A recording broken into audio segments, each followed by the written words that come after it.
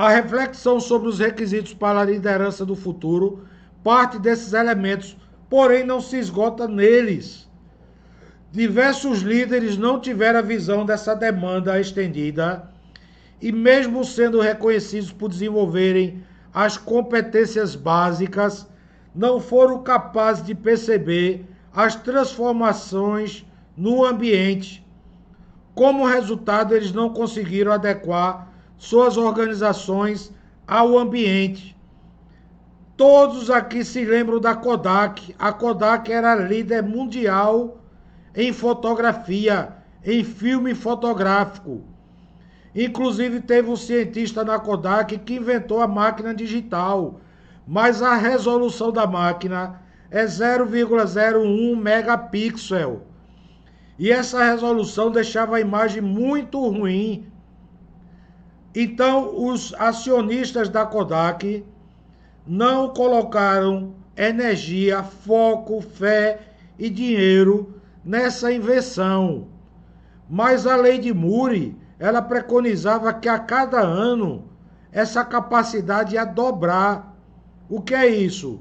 De 0,01 para 0,02, de 0,02 para 0,04, de 0,04 para 0,08, de 0,08 para 0,1 megapixel. Mesmo assim, a resolução era muito baixa. Significa uma resolução de 100 kilobytes. Você não compraria uma máquina com essa resolução.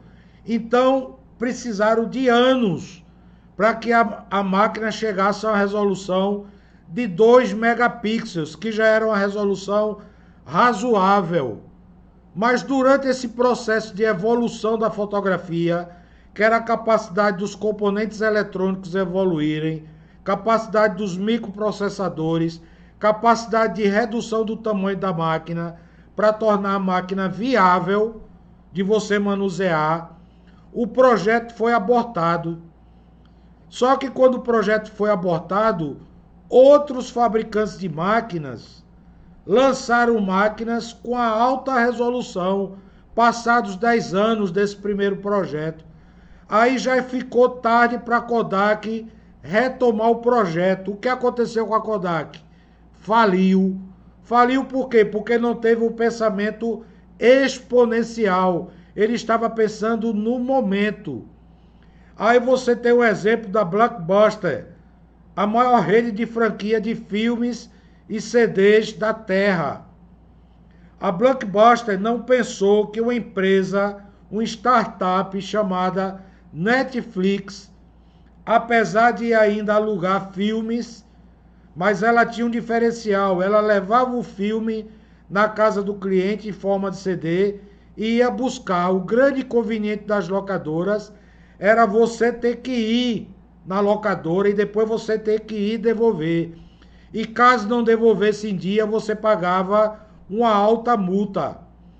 Isso inviabilizou o processo de aluguel de fitas de filmes em CD e DVD. A Blockbuster não viu que o cliente estava em busca de algo. Aí me responda, os clientes deixaram de ver filmes? Você deixou de assistir filme? Eu deixei de assistir filme? De forma nenhuma, mas em outro formato, que a gente chama de streaming. Hoje a gente assiste até mais filme do que antigamente. Hoje nós temos dezenas de canais de streaming.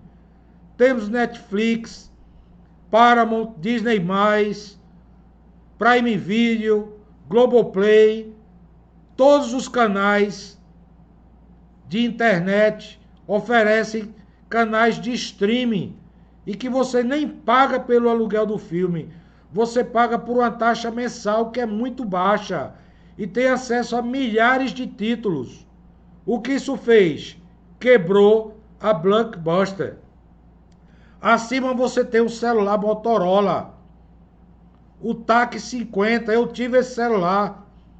No final dos anos 80 era o celular mais revolucionário da Terra, mas a bateria só durava 2 horas. Era um celular de tecla e o display não era de cristal líquido, era de LEDs. LED vermelho. Ele era capaz de iluminar uma sala. Pesado, inconveniente e de baixo alcance. E tinha muitas áreas de sombra. E a Motorola, que está dentro de uma evolução muito grande, até na área do Seis Sigma, que é um programa de melhoria baseado em SWOT, em análise de defeitos, reduzindo a variabilidade dos processos. A Motorola faz parte dessa história, mas ela não viu a evolução do celular em outro sentido, que era diminuir e colocar mais funções no celular. Esse celular nessa época não batia foto. O maior fabricante de celular da Terra passou a ser a Nokia. A história mostra que a Nokia deteve 40% do mercado de celulares. Mas o que aconteceu com a Nokia?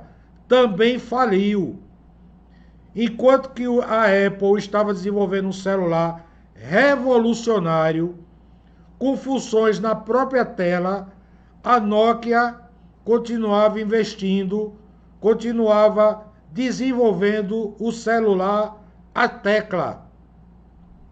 E ela desenvolveu celulares bastante sofisticados para sua época, mas a resolução da câmera era muito baixa, então as pessoas tinham que andar com a câmera fotográfica e com o celular, ok? A gente vai ver esse vídeo falando sobre isso por um grande pensador. Pascoal Finetti é cofundador da B Radical e Chair de Empreendedorismo e Inovação Aberta da Singularity University. Além disso, é associado da Bold Capital Partners, o fundo de capital de risco de 250 milhões de Peter Diamandis, que é um dos fundadores também da Singularity University, lá no Vale do Silício, fundado pela NASA e pela Google. Anteriormente, ele ocupou cargos de liderança no Google Org, Mozilla e eBay. Construiu startups de tecnologia e lançou uma empresa de capital de risco. O cara que pensa à frente do seu tempo é o típico líder da quarta revolução industrial. A gente vai ver esse filme agora e ele também conta a história dessas empresas que faliram, ok?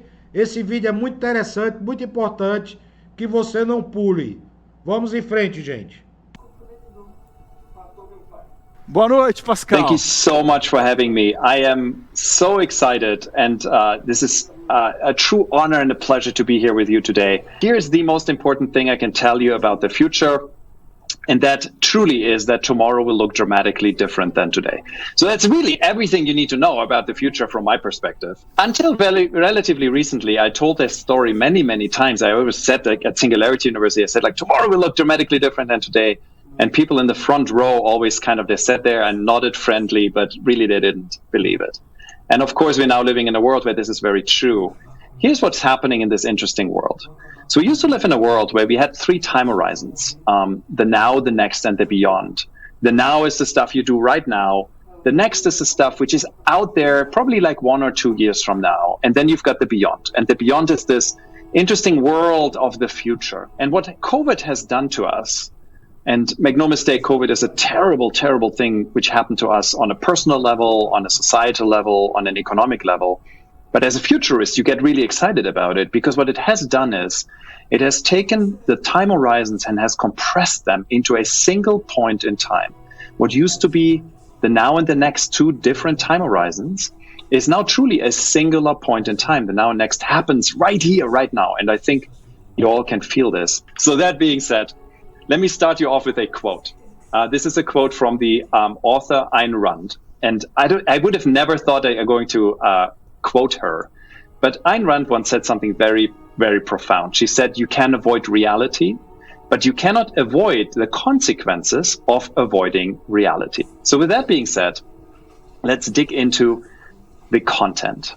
Everything you need to know, I can summarize in a single slide, and my friends from Singularity University will know this really, really well. And it looks like this. This is the exponential curve. And the exponential curve, of course, describes how technology evolves. And a good example for this is the power of compute. where computers are getting twice as fast every 2 years, a true exponential growth.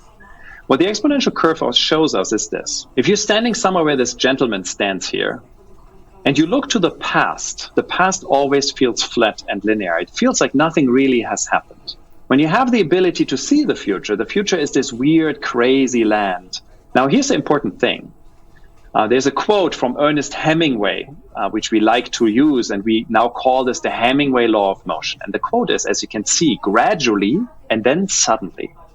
Keep this in mind, these technologies and much of this stuff, they have a tendency to develop gradually, and then suddenly they explode. They feel like they come out of nowhere, and they creep up on us, and then suddenly they turn into this crazy, crazy new thing. With that being said, I want to talk you and walk you through a little bit of our way of how we're thinking about disruption. Disruption is an interesting word, which I find massively overused today. We use this everywhere. You can't read a news article which doesn't use this word, and yet it doesn't mean anything anymore. So we want to disrupt this for you a little bit in the next 20 minutes.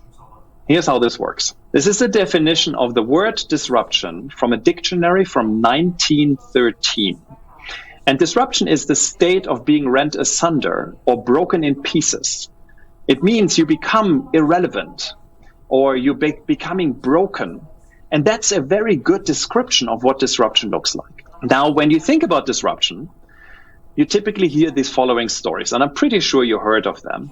When we talk about disruption, we talk about companies like Kodak or Blockbuster or Nokia. And if you're anything like me, and you look at disruption, and you hear these stories, you just want to throw up in your mouth a little bit. You just want to vomit. We have heard these stories all the time, over and over and over again, and the stories are always the same. The story is always Kodak got disrupted by the digital camera and ultimately Instagram, of course. Blockbuster got disrupted by Netflix and the streaming videos. Nokia got disrupted by the smartphone or the iPhone. I think there's an interesting flaw in this story, and this is what I want to teach you. I think the story is that we look at the world of disruption and we look at it through the lens of these companies. And we say these companies, the new companies, they're the enemy. Clayton Christensen wrote a book where he described a theory which he calls the jobs to be done theory. This means the jobs we hire a product for us to do. A good example for this is photos. You're still taking photos today. They just don't happen to be on film anymore. They're now digital. Or movies. We're still actually watching movies. They just happen to be not on a videotape anymore or a DVD. They come streamed into our televisions. And even on the phone side, you still use a phone to communicate. What is it which makes companies trip over their own 2 feet? And I want to share with you now the 3 main forces. And I will share those forces with you for 2 reasons. The one is, again, if you're in an established company, you can protect yourself from those forces if you can actually even identify them. So you need to be able to see and name them, and then you can protect yourself. So here it goes. And I want to talk to you about these forces by talking about Nokia. We met a lot of people at Nokia who were at Nokia when Nokia got disrupted by the iPhone. And here's how this all works. Nokia brought out this phone, the second from the left. And then what Nokia does is, and if you're my age, you will remember this very well. What Nokia did is they started innovating. So they made the phone a little bit better. It became a little smaller. It became a little bit more capable. And at the height, at the end of this line, in March 2007, Nokia introduced the Nokia N95. This was the flagship phone from Nokia. I did buy one of those. They were $400. It was an amazing phone. It was made out of aluminum. It had a very powerful battery. It lasted 2 weeks. In June of the same year, Apple introduces this. Everybody who talks about the iPhone and how Nokia got disrupted by the iPhone talks about the iPhone, as if the iPhone is a single thing. But the iPhone isn't a single thing. The iPhone is the combination of all of these things. The iPhone is a different screen. It's a different battery. It's a different form factor. It's a different processor. It's a different operating system. And the list goes on and on. And then I have the great pleasure of meeting the person who's responsible for the screens at Nokia. And I asked him, didn't you see these new screens coming, these touch screens? And he says to me, Pascal, of course I knew that, because I had the exact same prototype as Apple on my desk. And then I meet the person who's responsible for the CPU, the chip, the main chip. And I asked him, didn't you see these powerful chips? And he says to me, Pascal, of course. But what Nokia couldn't do is, they couldn't put it together. Because, and this is the first force, disruption is not a singular feature. Disruption is the smart combination of many of those things, packaging them into a new form factor. You will never get disrupted just by AI or by robotics or by any other technology. You will get disrupted by someone combining these things in new and interesting ways. That's your first force. The second one is this. There's a video on the internet which shows you Steve Ballmer. Steve is was the CEO of Microsoft. And if you remember, Microsoft had a mobile phone operating system when the iPhone came out. And they asked Steve an interesting question, and I invite you to go on YouTube, find this video, it's very funny. And they asked Steve, about a week after the iPhone comes out in 2007, they say, Steve, what do you think about the iPhone? And Steve starts laughing and he says, $500, fully subsidized with a plan, that is the most expensive phone in the world. And it doesn't appeal to business customers because it doesn't have a keyboard, which makes it not a very good email machine. And when you watch the video, you will probably also laugh. But then I watched this video 10 times because I'm asking myself, what is it he is missing that I am seeing, that I know to be true today with hindsight? What is it he makes, where is he getting wrong? And then it dawns on me, because he makes the same mistake we all would make. He compares the iPhone to the frame of reference he has. And the frame of reference he has at the time is two things: a phone, like a Nokia phone, and a BlackBerry. And the BlackBerry is an email machine. But the iPhone is neither. The iPhone is a mini computer in your pocket. And this is the most important thing you can learn about disruption, because Nokia never built a computer. Nokia's existing skills and processes became irrelevant. You would have never beaten Nokia by creating another phone. But by creating something which Nokia has never built before, you suddenly can create something which disrupts Nokia. Your existing skills and processes are no longer relevant. Let me show you how this looks like in the real world. I was born in Germany. We love our cars in Germany, as you might know. This here is the combustion engine of a car, the car which drives with normal gas. That engine has more than 2,500 moving parts. Now you compare this with the electric motor. The electric motor, and this is a diagram of the Tesla motor, has about 40 moving parts. You can make this anywhere in the world. You don't need specialized labor. And suddenly you find yourself, if you are, for example, Volkswagen or BMW or Mercedes, with tens, if not hundreds of thousands of people whose existing skills and processes became irrelevant. Last factor. If you've ever seen Apple introduce, particularly when Steve Jobs was still around, introduce a new product, it is a little bit like the Oscars. It's this big unveil. Now, if you compare this with how we bought a phone prior to the iPhone, you walk into this store and there's a person who sells you a phone with a contract, and they just hate you. They just want to get you out of the store as quickly as possible so they can make their money, and then they put you on a 2-year contract, which you paid too much money for. That was your experience. Now you compare this with how Apple sells you a phone. They have you go into this temple which is made out of steel, glass, and wood. You don't go there to buy anything, you go there to worship. And you don't buy anything from someone, you go to the geniuses, and they're really friendly, nice people helping you instead of selling you. Disruption almost always reaches a tipping point at the go-to market. You don't get disrupted by something which happens because it's better. You don't get disrupted by something which happens because it is made in a lab. You get disrupted because someone brings it to the market in an interesting and good new way. So 3 main forces you have. Disruption is not a singular feature. Your existing skills and processes become irrelevant, and disruption almost always reaches a tipping point at the go-to-market. Think about this, because this is how disruption happens. And if you're in an established company, this is how you protect yourself, because when you understand it, you can actually do something about it. Now, I want to leave you with two of my favorite quotes. First of all, this is Scott Cook, the founder of Intuit. Intuit is a very successful software company in Silicon Valley. And he said that success is a powerful thing because it tends to make companies stupid and they become less and less innovative. And I think that's universally true. So be careful that if you're getting too successful, it might get in your way because we become a little cocky. We become a little too sure of ourselves. And here's the second quote. This gentleman is Ron Shaich. Ron is a dear friend of mine. He's the founder of Panera Bread, which is a healthy fast food chain in the United States. Very successful.